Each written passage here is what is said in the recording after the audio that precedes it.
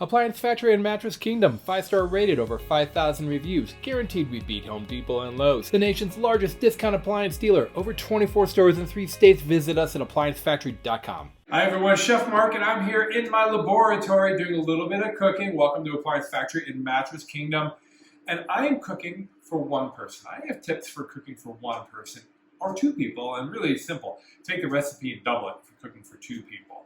And when you're cooking for smaller amounts of people, I like to keep it simple, because if you're cooking for yourself or for yourself and one other person, you want it to go fast. You just want to have your fresh food on the table. Now, today I've got a little bit of a treat. I've got lots of leftover ingredients from some recipes that I've been experimenting with. I have a little leftover mini penne here. I was making some pasta salad, and I had a little bit more pasta than I had dressing, so I went ahead and kind of hung into that. I don't want to throw that. I want to hang on to it. I got some broth left from my barbecue, some Parmesan cheese, some shallots and garlics left over, and a little bit, about a half can of tomato sauce. And here's the deal. Don't feel obligated to use every bit of pasta, every bit of sausage. Go ahead and hang on to that and then get creative. If you have a bunch of ingredients popping around your pan, that's when you get to play. All right, so one tip here, pro tip, my pasta. This is cold. It's been left over. I cooked this about 2 days ago, and I didn't oil it. So when you oil your pasta, it keeps it from sticking together. But what happens is that oil becomes such a thin veneer that sticks to your pasta, it spoils really quickly. And then your pasta unit will spoil in 2 or 3 days. Or if you leave it unoiled, the second it hits the moisture, it'll break apart. And it'll last 4 or 5 days in your refrigerator. So, all right, here we go. I got my saute pan. It's been preheating. It feels pretty good and hot. I'm going to turn that up a little bit. And to make this go quickly, what I'm going to do is called cooking in series. I'm going to be cooking and chopping at the same time. So, got a little bit of canola oil here. I'm going to add that thin veneer to the bottom of the pan, and I've got my sausage. You know what I want to do is I want to pull off the casing of the sausage. That casing, this is what holds it together when we're making the sausage or when we are grilling it. But this application, you can hear my pan sizzling. It's good and hot. I'm going to go ahead and toss it in the pan. All right, everyone. I'm going to go ahead and break that up. I'm going to crush that with the back of the spoon here. And see how I'm not sticking? That's because I preheated my pan. I always preheat my pan with nothing in it, right? So I get my pan on the stove. I have it on medium. I'm using a little induction stove here. And I start to get it hot, and then I add my oil and immediately add some ingredients. And that gives me a nice preheat, jump starts the cooking process. All right, now onion, I usually use onion, but I got shallots left over from my last recipe, so I'm going to go ahead and chop my shallots. And if you've been watching my videos, my cooking channel for a while, I always cut my onions really consistently. I just cut them in half.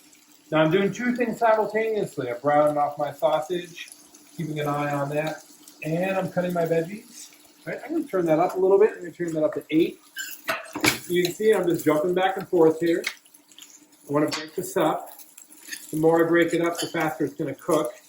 But, I don't mind chunks in there. Like, some chunks in there would be nice. And out of the casing, that's going to cook really quickly. All right. I think I can get a little bit more oil in there, too. There we go. Transfer some more heat. Normally I would dice this, but because I'm working quick, I'm just going to do a slice. I'm just going to slice right down to my root end. Beautiful.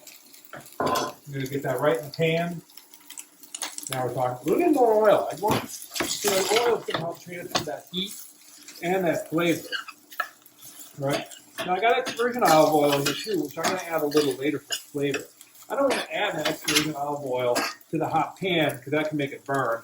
Oh, and I'm all the way up to 10 now. Okay? Then I'm in a hurry because I'm hungry.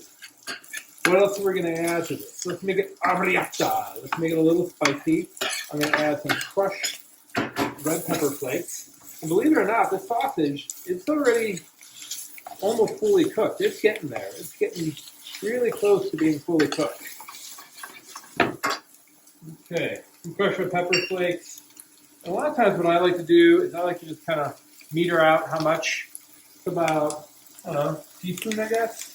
Feels about right. I want this to have a little kick to it. Yeah, now we're talking. Good.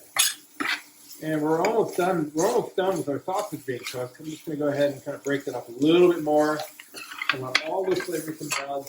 And this pan being thirsty, so just a touch more oil. I always have my oil in a squeeze bottle so I can meter out the right amount. And then my garlic. Garlic, all I'm going to do, I got 2 cloves here, which for me is a lot. I'm not a huge garlic fan. I only do 1 clove for a recipe like this, but let's go crazy with it. Let's give it 2 cloves. And again, I'm going to keep this kind of rustic. I'm just going to chop that up. The brown root end, that little part here, I just make sure I don't add that. Okay, in we go. I like to add my garlic later to the cooking process.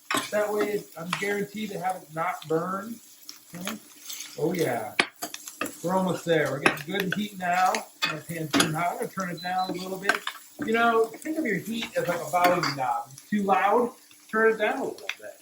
Get my salt in there, beautiful. And then I'm just going to use some tomato sauce. I have this left over from some gumbo that I made earlier. I'm going to go ahead and get that in there.